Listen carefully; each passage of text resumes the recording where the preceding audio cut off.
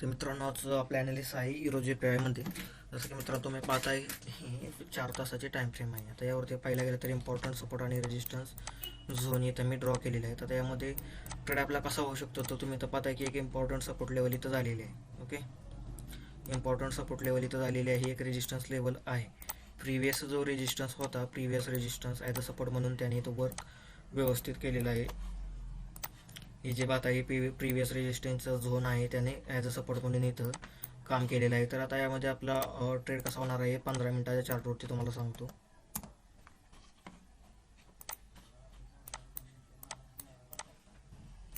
तर 15 मिनिटाच्या चार्टवरती पाहायला गेलं तर आपण एक इथे छोटासा स्कॅल्प म्हणणार आहे. यामध्ये आता पाहायला गेलं तर अशी एक ट्रेंड लाईन दिसते. ओके, ज्याला इथं सपोर्ट घेतलेला आहे प्लस इथं सपोर्ट आहे आणि 4 आवर्सवरती पाहायला गेलं तरी एक बुलिश ट्रेंड यामध्ये दिसून येत आहे.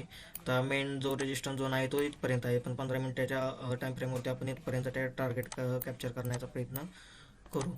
तर जसं की प्रत्येक ट्रेडमध्ये आपण फिबोनाची वापरतो, तर फिबोनाची टूलच्या मदतीने इथे मी ट्रेड तुम्हाला सांगतो. तर प्रिव्हियस जो स्विंग होता त्याचा हाय आणि लो मार्क केलेला आहे मी. ओके, हाय आणि लो मार्क केलेला आहे, लो मार्क केलेला आहे. ओके, हा जो इम्पॉर्टंट 0.6 आणि 5चा जो झोन आहे याच्यामध्ये एखादी कॅन्डल क्लोज झाली की आपला ट्रेड बनणार आहे.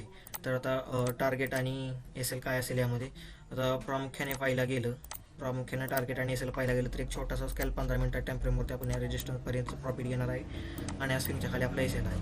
आणि पाहायला गेलं तर रिस्क रिवॉर्ड रेशो 1:1.4 आहे. ओके, तर $1.1 आणि 25 सेंटचा आपला एस एल राहील आणि $1 आणि 75 सेंटचं आपलं टार्गेट राहील. तर पाहूया या ट्रेडमध्ये काय होते.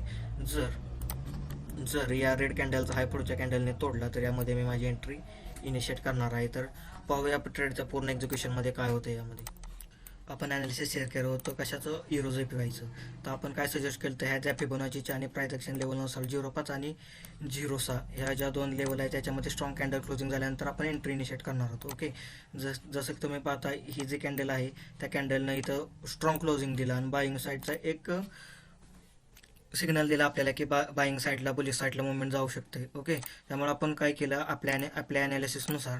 ओके, मी काय केलं की माझ्या ॲनालिसिसनुसार जसं सांगितलेलं स्ट्रॉंग क्लोजिंग दिलं 0.6 आणि 5 लेवलच्या मधोमध नाही तर वरती दिलं. स्ट्रॉंग बाईंगसाठी सेटअप बांधला म्हणून आपण इथं 164.265ला आपण काय केलं आपला एस एल एंट्री घेतली. ओके, एंट्री घेतली, ट्रेड थोडासा प्रॉफिटमध्ये गेला.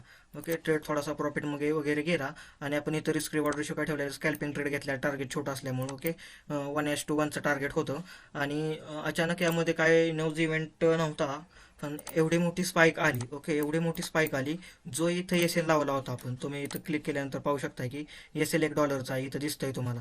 ओके, एस एल $1 पोझिशनमध्ये लावला होता.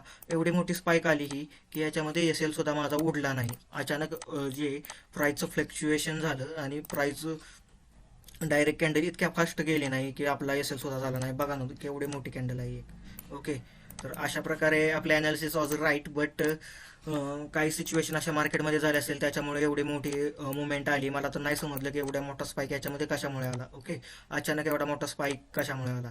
तर आता हा तुम्ही स्क्रीनशॉट पाहू शकत असाल की एस एल आपला $1चाच होता पण स्पाईकमध्ये एस एल आपला हिटच झाला नाही इथं.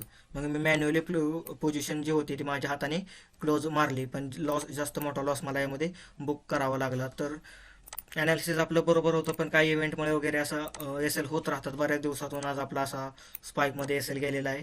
तर मित्रांनो, असेच ॲनालिसिसचे व्हिडिओ तुम्हाला पाहिजे असतील, काही शिकायचं असेल तर नक्कीच तुम्ही चॅनलला सबस्क्राईब करू शकता आणि नोटिफिकेशन ऑन करा म्हणजे नवीन व्हिडिओ आम्ही अपलोड केल्यानंतर तुम्हाला लगेच नोटिफिकेशनद्वारे दिसतील.